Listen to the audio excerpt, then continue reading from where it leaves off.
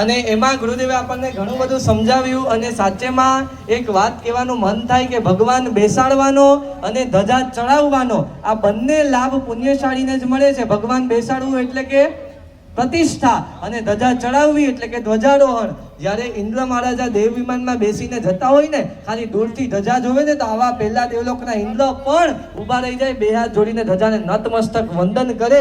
એ ધજા ચડાવવાનો જો લાભ મળ્યો છે તો પોતાને એવા ધન્ય અનુભવજો, પુણ્યશાળી માનજો કે આવો લાભ તમને મળ્યો છે. ગઈ વખતે જીવરાજભાઈ મોટપરમાં આપણે ધજામાં જ્યારે ભેગા થયા હતા ત્યારે પણ એક આ ઉદાહરણ આપ્યું તો તમને યાદ જ હશે.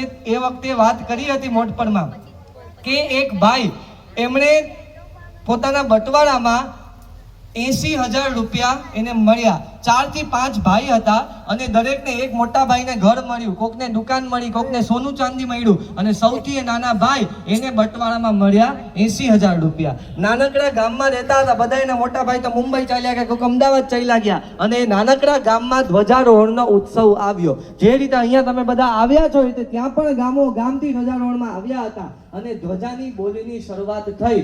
10,000 થી શરૂઆત થઈ. નાનું ગામ છે એટલે 10,000, 20,000, 30,000 ધીમે ધીમે આગળ વધે છે.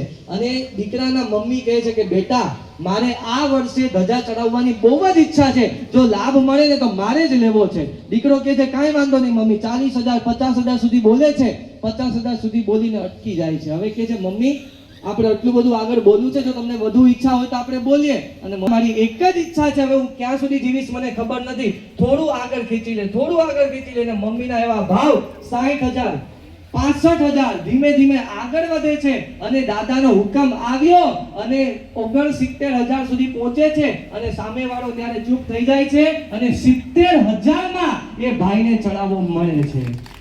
80,000 બટવાડામાં આવ્યા હતા અને 70,000 નો ચડાવો લીધો.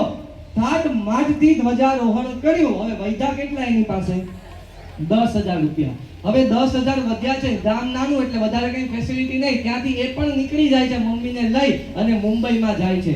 મુંબઈમાં જાય છે, પૈસા ભલે 10,000 છે પણ એ ધજા ચડાવવાનું એવું ઉત્તમ કોટીનું પુણ્ય.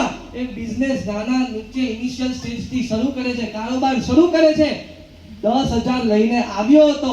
ધજાનું એવું પુણ્ય કે આજે લાખોનો માલિક, કરોડોનો માલિક હોય તો આ માત્ર ને માત્ર ધજા ચડાવવાનું પુણ્ય. આજે આ પરિવારને એ લાભ મળ્યો છે. ભલે આપણે પૈસાને તો જોઈએ છે પણ સાથે સાથે જે પુણ્ય તમને મળ્યું છે આ ચડાવો લઈને, બસ એને નતમસ્તક વંદન કરજો. એ શુભ ભાવના સાથે કડી યાદ આવ્યા ધજા ચડાવતા ચડાવતા.